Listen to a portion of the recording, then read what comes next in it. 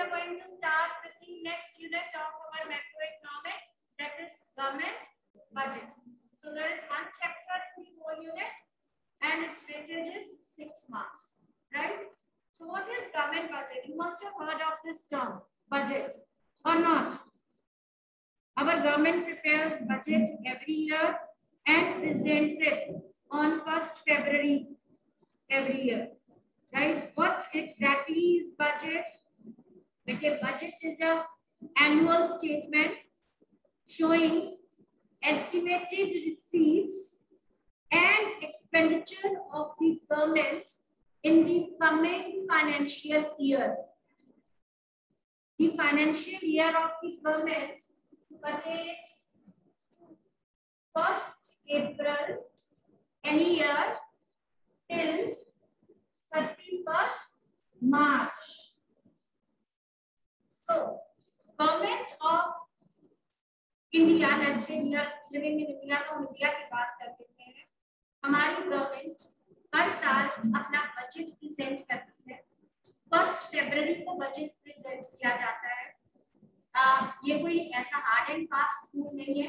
हर government ने अपना एक डेट फिक्स किया होता है. हमारी पहले जो गवर्नमेंट थी, we used to present budget on the last day of February every year. But now, from the last 2 years, this rule has been changed. Now the budget is presented on 1st February every year. But this budget pertains to the coming financial year, which is, let's say, हमने अगर 1st February 2021 में जो government का budget आया था, that pertains to April 1, 2021 to 31st March 2022. Okay. So budget contains estimated receipts and estimated expenditure of the government in the coming financial year. One thing is to be noted here, estimated receipts. It's not the statement of actual receipts. Like you are commerce students, you prepare balance sheet, P&L account, that financial statement which you are preparing is on the basis of actual data. इतना आपने expenditure कर दिया है, इतनी आपकी sales हो चुकी हैं, इतनी आपने वेजेस पे कर दी हैं, तो आप उसको रिकॉर्ड कर रहे हैं. ये जो P&L अकाउंट आप बना रहे हैं, this is a financial statement showing actual receipts and actual expenditure of your firm. But here the government is preparing this financial statement pertaining to the next coming financial year. So 1st April से लेके 31st March 2022 तक जो government को receipts आनी है, government को जो income earn होनी है, would it be actual or estimated? If you tell me, ma'am, I got 89% marks in 10th. This is your actual marks. So if I ask you, बेटे इस बार ही आपके +2 के बोर्ड्स कैसे हुए? आपने कहा ma'am I am expecting 85% marks. This is your expected, estimated figure. क्योंकि जो चीज हुई नहीं है वो आप उसके बारे में एस्टिमेट ही लगा सकते हैं ना. तो क्योंकि गवर्नमेंट अगले साल का बजट दे रहा है, तो इसीलिए it contains estimated receipts and expenditure of the government for the coming financial year. Basically बेटे जब गवर्नमेंट अपना बजट प्रेजेंट करती है वो 2 पार्ट्स में होता है. एक पार्ट जो होता है बजट का, that contains the financial performance of the government in the previous year. For example, जब गवर्नमेंट ने February 1, 2021 को बजट दिया for the year 1st April 2021 to 31st March 2022. तो उस बजट को गवर्नमेंट ने 2 हिस्सों में पढ़ा. फाइनेंस मिनिस्टर प्रेजेंट करता है, पता है आपको, ये बात अभी पता होनी चाहिए. फाइनेंस मिनिस्टर प्रेजेंट करता है हमारा फाइनेंस मिनिस्टर कौन है इस टाइम पे? निर्मला सीतारमण, ठीक है। After passing through the parliament, budget पहले पार्लियामेंट से अप्रूव होता है, उसके बाद ही फाइनेंस मिनिस्टर प्रेजेंट कर सकता है। जो उसने बजट प्रेजेंट किया होगा उसके दो हिस्से थे। एक पहले पार्ट में वो अपनी गवर्नमेंट का प्रीवियस ईयर में कैसा परफॉर्मेंस रहा, ऐसा क्यों जरूरी है बेटे ये बताना। Let us say government made tall promises this year, we will do this, we will do this, ठीक है। हम इसके ऊपर इतना खर्चा करेंगे, हम इसके ऊपर इतना खर्चा करेंगे, एंड गवर्नमेंट ने कुछ नहीं किया पूरा साल। अगले साल आई फिर टॉल प्रॉमिसेस लेके आ गई, हम ये करेंगे वो करेंगे। तो बेटे ये हिसाब किताब पब्लिक को किसने देना है कि जो आपने लास्ट ईयर टॉल प्रॉमिसेस किए थे या कहा था कि हम एजुकेशन के ऊपर इतना स्पेंड करेंगे, हेल्थ इंफ्रास्ट्रक्चर के ऊपर इतना स्पेंड करेंगे, है ना, इतनी हम बिल्डिंग्स बनाएंगे, इतना रेलवे के ऊपर खर्चा करेंगे, इतना स्कूल्स के ऊपर करेंगे, क्या ऐसा कुछ हुआ? ये हिसाब किताब गवर्नमेंट ने अगले साल पब्लिक को देना पड़ेगा उसको, ठीक है। तो उसकी अकाउंटेबिलिटी शो करने के लिए बजट को, अब बजट में सबसे पहले प्रीवियस ईयर की फाइनेंशियल परफॉर्मेंस बताई जाती है, जिसमें बताया जाता है लास्ट ईयर हमने कहा था कि हमारा इतना फिस्कल डेफिसिट होगा, लेकिन हमारा इतना हो गया फिस्कल डेफिसिट, ठीक है, and everything related to previous year. Second part, again it's a statement which shows estimated receipts and expenditure of the government for the coming fiscal year. So statement बताई जाती है showing estimated receipts and estimated expenditure of the government for the coming financial year. बेटे budget हमारी जो government है, federal structure है हमारी country में, what does it mean? We have central government as well as state governments. तो हर level पे budget बनता है, यूनियन गवर्नमेंट भी बजट बनाती है, स्टेट गवर्नमेंट्स भी बनाती है, इवन लोकल गवर्नमेंट्स भी अपना बजट बनाते हैं। But we have in our syllabus only union government budget. हम जो यहाँ पर पढ़ेंगे सिर्फ जो सेंट्रल गवर्नमेंट, यूनियन गवर्नमेंट बनाती है उसके बारे में पढ़ेंगे, ठीक है। सो किस दिन प्रेजेंट किया जाता है? जिस टाइम पे प्रेसिडेंट कह देता है, एक डेट हम फिक्स कर लेते हैं, जैसे इंडिया में आज तक डेट क्या फिक्स हुई है, 1 February every year. So it is approved by the parliament before it can be presented. ठीक है बच्चे, आगे चले। Now let us discuss what are the objectives और गवर्नमेंट बजट। अभी तो हमने सिर्फ मीनिंग पढ़ा, बजट क्या है। What are the objectives of government budget? That is, while preparing the statement showing estimated receipts and expenditure of the government, what objectives it seeks to achieve? जब government एक statement बना रही है कि इस साल हम यहाँ से इतना अर्न करेंगे, हमें इतना रेवेन्यू आएगा, और चलो इसको हम इतना परसेंटेज यहाँ स्पेंड कर देंगे, इतना परसेंटेज यहाँ स्पेंड कर देंगे, तो क्या ये रैंडमली होता है? We have to keep certain objectives in mind while preparing this statement, isn't it? Like this year, you tell me, this year when budget was presented by Nirmala Sitharaman, बेटे budget present करने से पहले बहुत सारा काम होता है, वो मंथ्स में चलता है, थ्रूआउट द ईयर। आप सोच लो बजट बनाने के लिए टाइम लगता है, ऐसा नहीं है कि बजट आज प्रेजेंट किया तो कल उसमें बना के लिख दिया और आज प्रेजेंट कर दिया। It takes months time to prepare budget. So while Nirmala Sitharaman this year she announced the budget, what objective she must have in mind? You tell me. Just think of it. The phase which we are going through, infrastructure, okay, employment, okay, बिल्कुल ठीक है बेटे। She must have had these objectives in mind. One thing कि हमारी economy जो lockdown के करके बहुत ज्यादा गिर गई है उसको रिवाइव कैसे करना, जो लोगों की एम्प्लॉयमेंट छिन गई है जिस करके लोगों की economic condition from bad to worse हो गई है, उन लोगों को कैसे एम्प्लॉयमेंट अपॉर्चुनिटीज प्रोवाइड करनी है, कैसे उनको रिवाइव करना है। और जो कंट्री का सेकेंड वेव में बुरा हाल हुआ, ठीक है, यहाँ फर्स्ट वेव में भी जब फरवरी में आया तब I guess second wave was there, आ चुकी थी।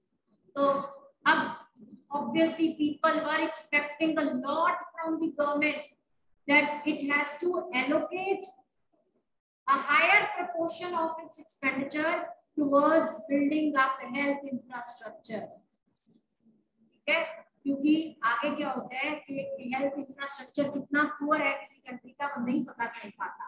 क्यों नहीं पता चलता? क्योंकि एक टाइम पे इतने लोग कभी बीमार नहीं हुए। अब जब पेंडेमिक आ गया तो एक टाइम पे इतने लोग बीमार हो गए, हमारे पास उनको एकोमोडेट करने के लिए जगह नहीं थी। सबसे बुरा हाल हमारी कैपिटल सिटी में था। दिल्ली से पेशेंट्स जलंधर में आके ट्रीटमेंट करवा रहे थे। You must be aware of this fact, ठीक है, हर एक का कोई नोन होगा ऐसे जो दिल्ली से आके यहाँ पर, क्योंकि वहां पर ऑक्सीजन नहीं थी, बेड्स नहीं थे, ठीक है, डॉक्टर्स नहीं थे, मेडिकल स्टाफ नहीं था। So what does it show?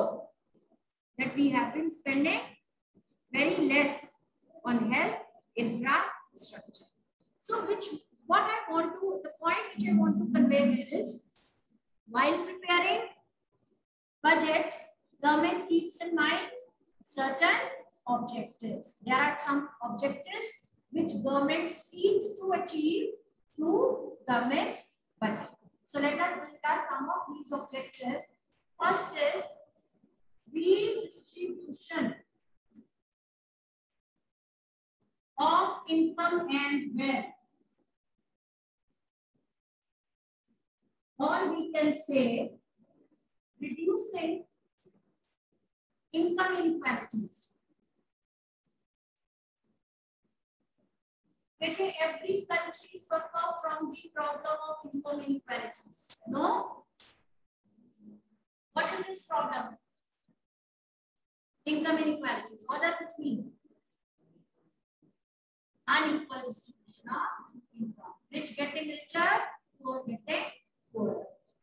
So government has one, और government has certain instruments. Government के पास कुछ ऐसे हथियार हैं, कुछ टूल्स हैं जिससे वो इनकम इनइक्वालिटीज दूर कर सकती है।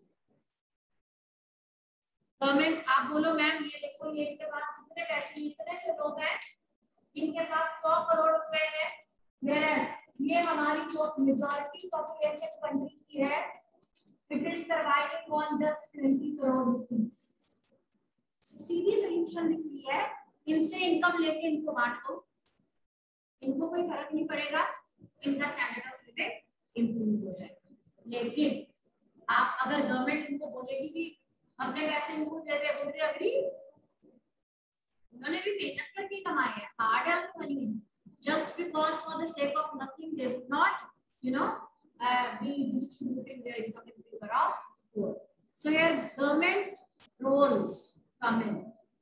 Government makes use of progressive taxation system in order to reduce income inequalities. Government makes use of progressive taxation structure. What is progressive taxation structure? बेटे ये ऐसा सिस्टम है जहां पर जैसे जैसे लोगों की इनकम बढ़ती है उनके ऊपर टैक्स रेट ज्यादा होता है। As the income of people increases, tax rate also increases. यानी अगर आपकी 2.5 लाख तक इनकम है, गवर्नमेंट कहती है कोई टैक्स नहीं लगेगा, एनुअल इनकम 2.5 से 5 लाख तक एनुअल इनकम है तो गवर्नमेंट कहती है 5%, 5 से 10 है तो 10%, फिर 20%, फिर 30%, मैक्सिमम 50% तक जाता है हमारा टैक्स स्लैब। ठीक है, so what does it imply? That those belonging to higher income brackets, they have to pay more tax. So उनसे गवर्नमेंट ने इनकम ले ली किसी ना किसी तरह से। जो उनके 100 करोड़ रुपए थे उनमें से 10-12 करोड़ गवर्नमेंट ने टैक्स की फॉर्म में उनसे ले ली by making use of progressive taxation structure whereby rich are imposed with higher tax। और उससे जो गवर्नमेंट के पास रेवेन्यू कलेक्ट हुआ उसको गवर्नमेंट पुअर की वेलफेयर के ऊपर स्पेंड कर देगी। गवर्नमेंट विल इनकर एक्सपेंडिचर ऑन प्रोवाइडिंग से एम्प्लॉयमेंट। सड़कें बनानी शुरू कर दी, सड़कें बनाएगी तो लेबर की जरूरत पड़ेगी, रॉ मटेरियल की जरूरत पड़ेगी, लेबर को एम्प्लॉयमेंट मिल जाएगी, रॉ मटेरियल सप्लायर की सेल बढ़ेगी। किसी भी तरह से गवर्नमेंट ने उनको लोगों के वेलफेयर के ऊपर लगाना, ठीक है।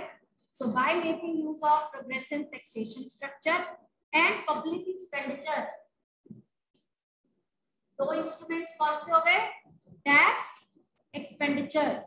एक्सपेंडिचर में भी in the form of subsidies. Even government ने पुअर लोगों को जैसे एलपीजी के ऊपर सब्सिडी दे दी, इलेक्ट्रिसिटी के ऊपर सब्सिडी दे दी ताकि आपका खर्चा कम हो सके, क्योंकि आपकी इनकम कम है भाई।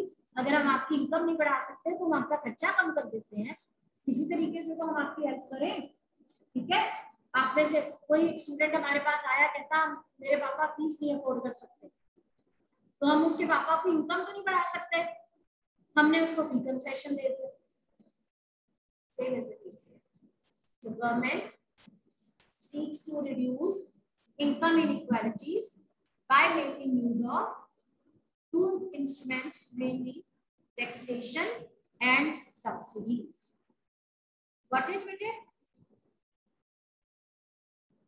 Next objective which government seeks to achieve through its budget is reallocation of resources.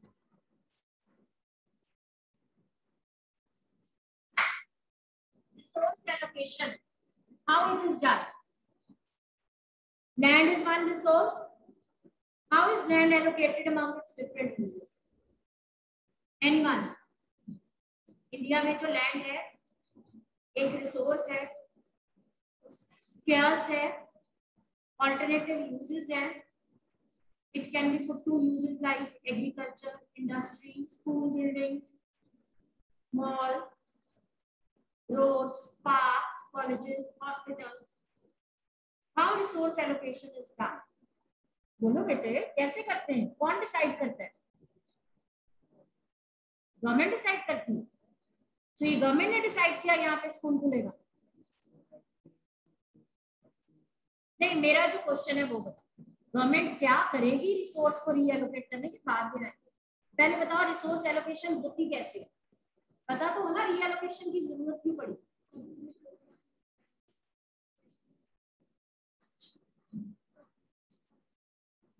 Requirement. Anyone else बेटे कोई मेरे को आंसर देना चाहेगा इसका? ऑनलाइन जो बैठे हैं बच्चे, how resource allocation is done, how resources are allocated?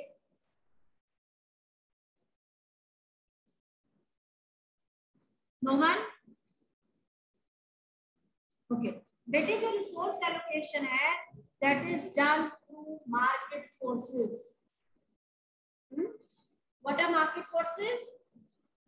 Demand and supply.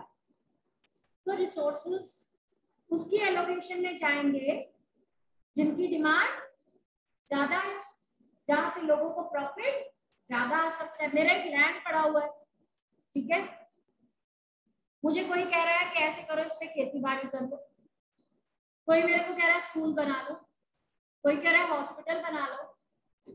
मैंने अपना पूरे सर्वे किया, मैंने देखा कि मेरी जो लोकेशन है यहाँ पर पास में एक कॉलेज है और कॉलेज के बच्चे आजकल हॉस्टल्स में नहीं रहते, they always find some accommodation.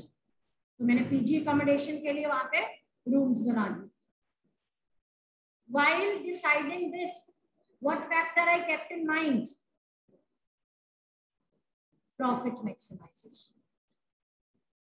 मैंने ये नहीं सोचा कि भी मेरी कंट्री में अगर मैं एग्रीकल्चर लैंड खरीद के उसके ऊपर पीजी बना लूंगी तो यहाँ पर एग्रीकल्चर की प्रोडक्शन कम हो जाएगी, मेरी कंट्री के लोगों को फूड ग्रेन नहीं मिलेंगे, इंपोर्ट करने पड़ेंगे, महंगे हो जाएंगे। मैंने सोचा नहीं सोचा, क्योंकि resource allocation is done through market forces. हमारी मिक्स्ड इकोनॉमी है, प्राइवेट सेक्टर भी और पब्लिक सेक्टर भी। तो प्राइवेट सेक्टर में जो रिसोर्स एलोकेशन है that is done through market forces, है ना। अब जब ऐसा होगा बेटे तो ज्यादातर रिसोर्सेज किधर एलोकेट होंगे? Towards the production of luxury goods, towards the production of those goods which give you maximum profits. In this way, social welfare will be hindered. So let us say government ने कहा भाई है तो सारे resources luxury goods की production में जाए जा रहे हैं, हम ऐसे करते हैं, हम सोशलिस्ट इकोनॉमी ले आते हैं, सब कुछ अपनी ओनरशिप में ले लेते। जब ऐसा होगा तो रिसोर्स एलोकेशन गवर्नमेंट करेगी, keeping in mind social welfare. अब क्या होगा? प्रॉफिट मैक्सिमाइजेशन का ऑब्जेक्टिव हिंडर हो जाएगा, आगे कुआं पीछे खाई। यानी अगर कैपिटलिस्ट सिस्टम फॉलो करते हैं, प्राइवेट सेक्टर को अलाउ कर देते हैं, तो प्राइवेट सेक्टर प्रॉफिट मैक्सिमाइजेशन देखेगा, गवर्नमेंट कंट्रोल ले लेगी तो वो सोशल वेलफेयर देगा। गवर्नमेंट अपने बजट के थ्रू कुछ ऐसा करती है, गवर्नमेंट कहती है government wants to maintain balance between the twin objectives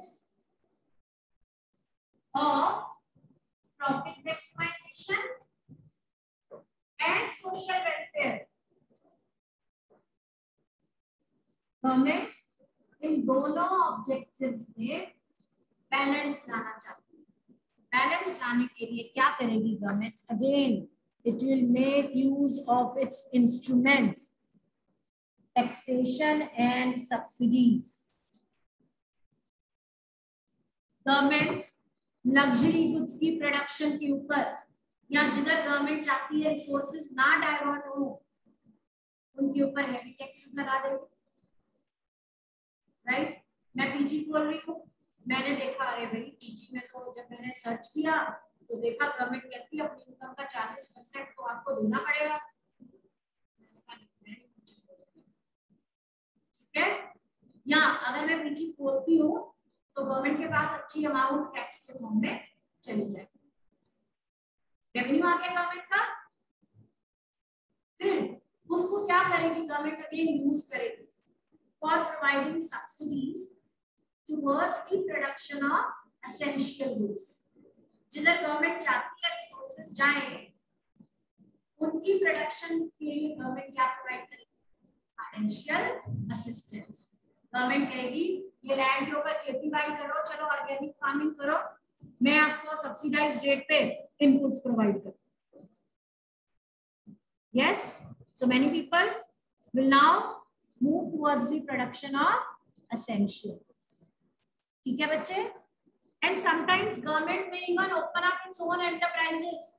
जहाँ पे प्राइवेट सेक्टर नहीं आ रहा ना, जिनकी प्रोडक्शन में, वहाँ पे गवर्नमेंट सेक्टर अपने एंटरप्राइजेस भी सेटअप कर सकता है to reallocate its resources, अपने रिसोर्सेज को reallocate करने के।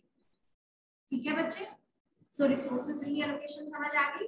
अगर एलोकेशन मैं एक बार एक्सप्लेन कर देती हूँ दोबारा से, अगर रिसोर्सेज की एलोकेशन मार्केट फोर्सेस से होगी तो प्रॉफिट मैक्सिमाइजेशन का ऑब्जेक्टिव माइंड में रखा जाएगा, social welfare sacrifice. On the other hand अगर रिसोर्सेज की एलोकेशन गवर्नमेंट करेगी तो कौन सा ऑब्जेक्टिव अचीव होगा? Social welfare. और कौन सा सेक्रीफाइस होगा? Profit maximisation. Government wants to attain balance between the twin objective of profit maximisation and social welfare. So for that, government makes use of two instruments, which taxation and subsidy.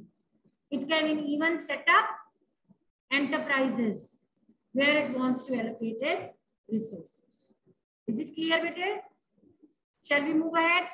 Anyone having any doubt?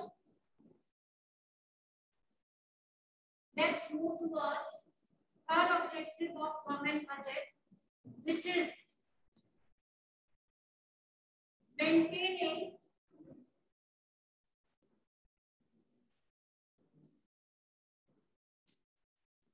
economic stability. Very, very important.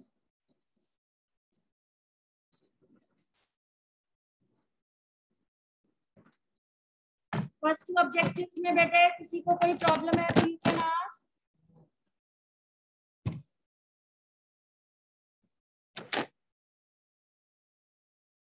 Maintaining economic stability. Government through its budget tries to maintain economic stability. See, बेटे every economy, पहली बात जो capitalist economy है यानी जहां पर private sector है, market forces operate करते हैं, और जो इंडस्ट्रियलाइज्ड इकोनॉमी है यानी जहां पे मेन सेक्टर इंडस्ट्रीज है, सेकेंडरी सेक्टर प्रोमिनेंट है, ऐसी इकोनॉमीज में हमेशा बिजनेस साइकिल्स ऑपरेट करते हैं. यानी ये इकोनॉमीज ऐसे नहीं चलती, स्ट्रेट नहीं चलती.